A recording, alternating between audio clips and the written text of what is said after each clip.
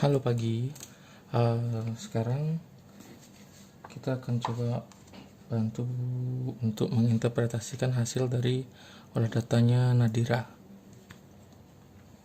Oke, yang pertama adalah di sini adalah uji validitas. Syarat uji validitas adalah nilai hasil R adalah harus lebih besar dari 0,3. Jadi kita lihat di sini variabel Y yang digunakan adalah kinerja manajerial. Jadi ini adalah indikator atau pertanyaannya ada 9 indikator. Jadi nilai persen produk momen dari masing-masing indikator ini harus lebih besar dari 0,3. Dapat kita lihat di sini adalah untuk indikator yang pertama adalah 0,654. 0,654 lebih besar dari 0,3, maka dia dinyatakan valid.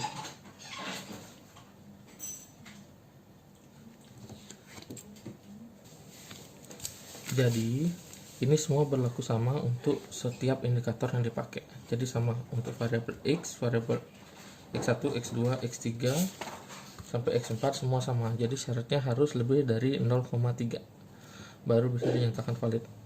Pada saat dia tidak lebih besar atau lebih kecil dari 0,3, maka dia dinyatakan tidak valid. Selanjutnya setelah uji validitas adalah uji reliabilitas.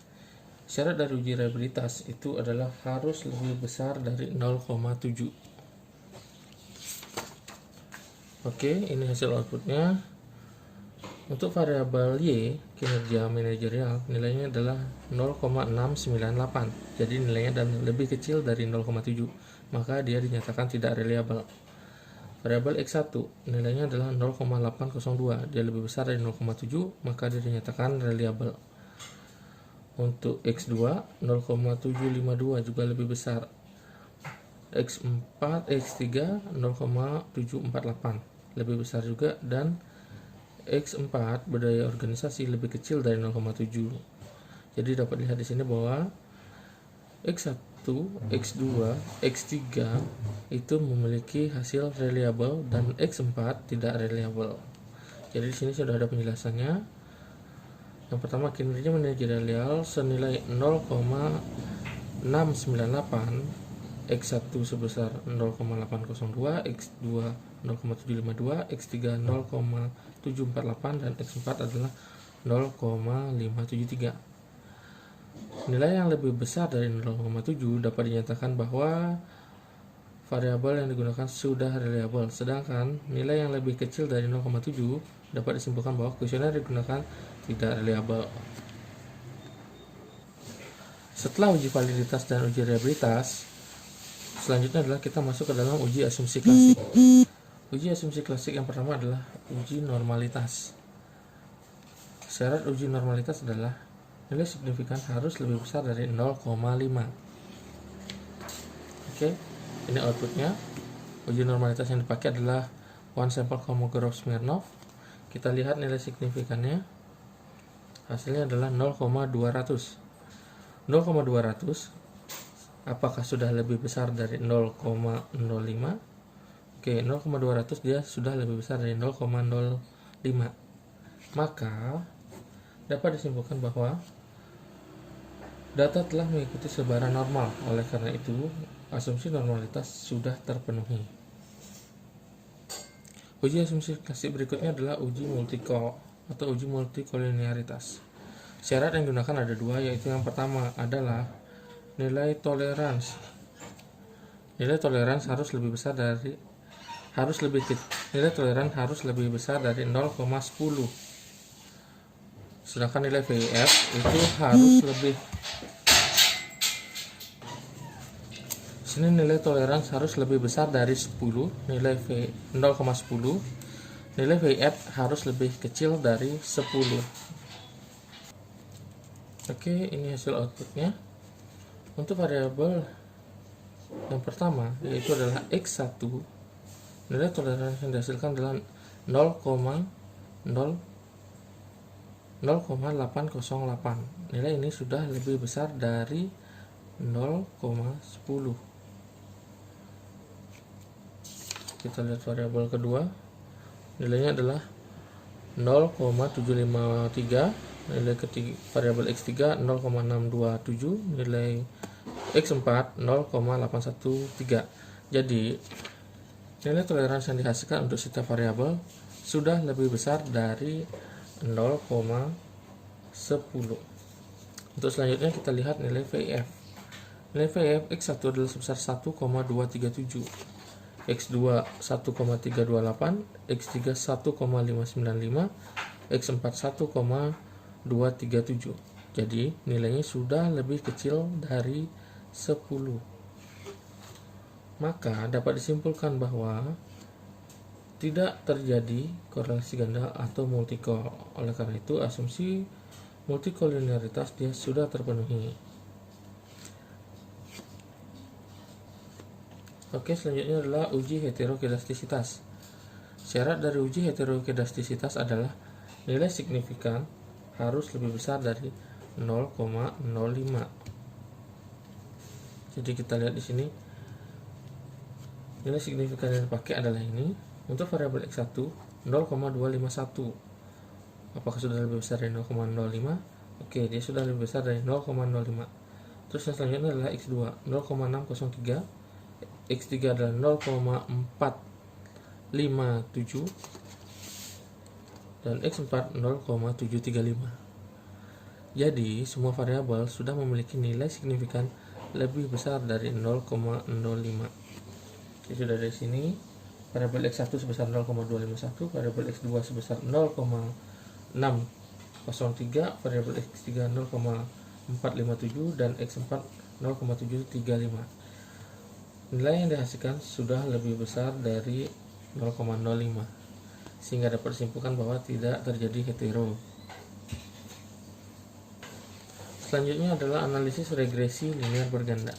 Di sini sudah buat persamaannya sudah benar. Terus di sini ada deskripsinya. Oke, untuk analisis regresi berganda, nilai yang digunakan adalah nilai B dari unstandardized coefficient. Nilainya adalah ini. Jadi angka-angka ini kita masukkan ke dalam persamaan yang tadi. Contoh yang pertama, Y tetap jadi Y. Selanjutnya adalah A atau konstanta, dapatnya dari sini.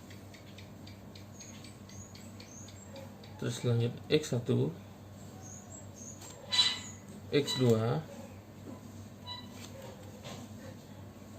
selanjutnya adalah X3 dan X4. Seperti itu. Jadi sekarang kita tinggal jelaskan apa arti dari persamaan ini. Yang pertama adalah konstanta bernilai positif sebesar 3,721. Maka dapat diartikan apabila tidak terdapat pengaruh dari variabel lain atau variabel bebas, maka nilai konstan dari variabel kinerja adalah sebesar 3,721. Selanjutnya adalah variabel X1 bernilai positif sebesar 0,304.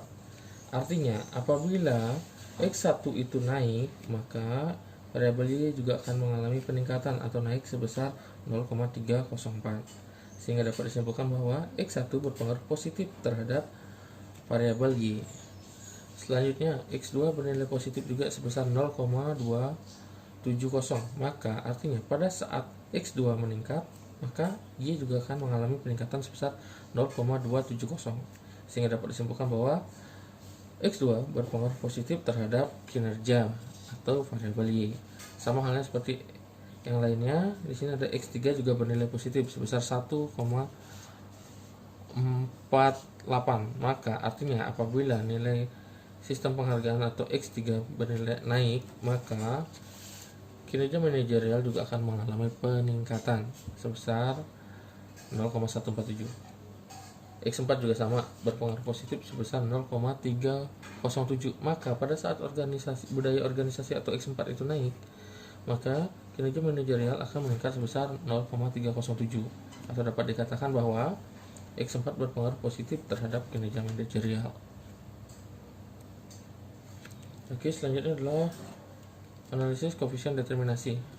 Analisis koefisien determinasi tujuannya untuk mengetahui berapa persenkah pengaruh dari masing-masing variabel X terhadap variabel Y.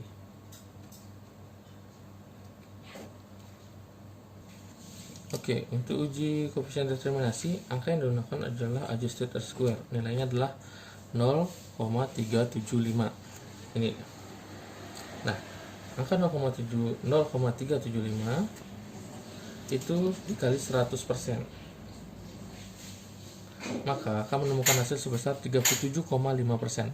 Hal ini mengindikasikan bahwa variabel Y dijelaskan sebesar 37,5% oleh variabel X1, X2, X3, dan X4.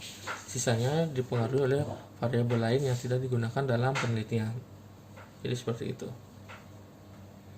Selanjutnya adalah uji F atau uji simultan. Ini adalah outputnya, tabel ANOVA.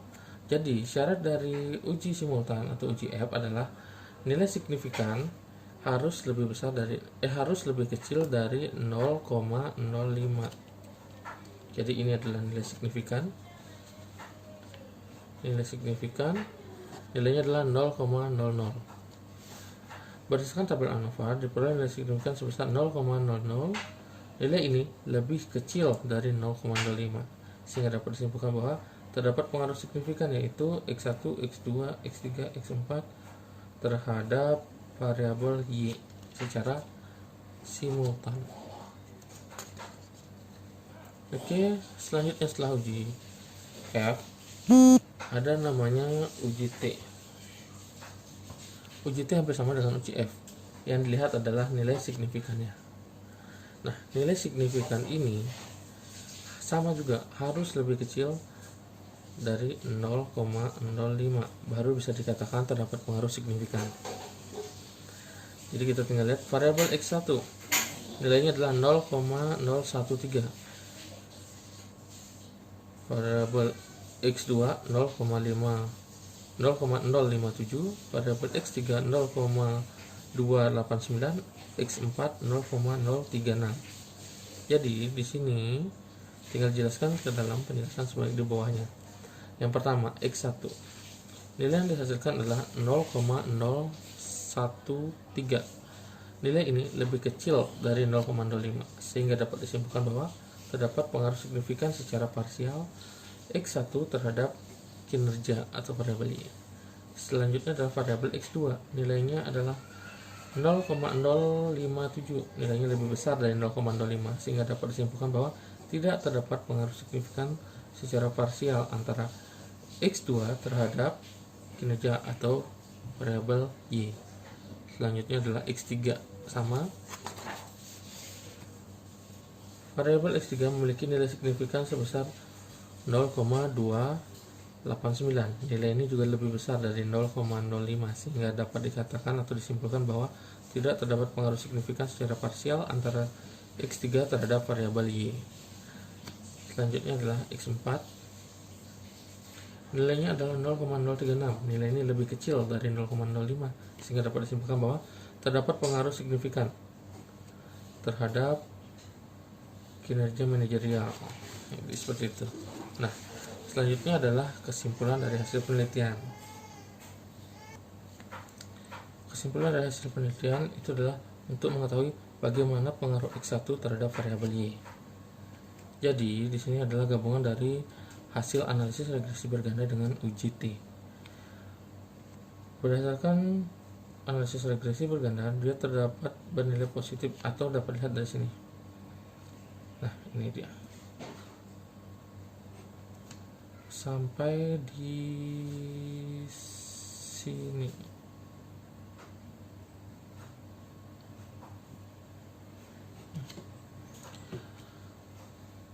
Berdasarkan analisis regresi berganda, total quality management atau X1 berpengaruh positif terhadap kinerja manajerial. Dan setelah diuji dengan uji T, nilainya adalah dia terdapat pengaruh signifikan secara parsial antara X1 terhadap variabel Y. Maka dapat disimpulkan bahwa X1 berpengaruh positif signifikan terhadap kinerja manajerial. Jadi untuk variabel X2 juga sama seperti itu. Jadi gabungannya dia.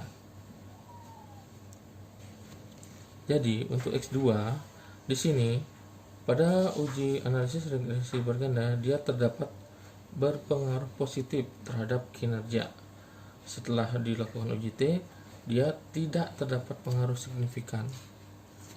Maka kesimpulannya adalah X2 memiliki pengaruh positif tidak signifikan terhadap variabel Y. Jadi seperti itu.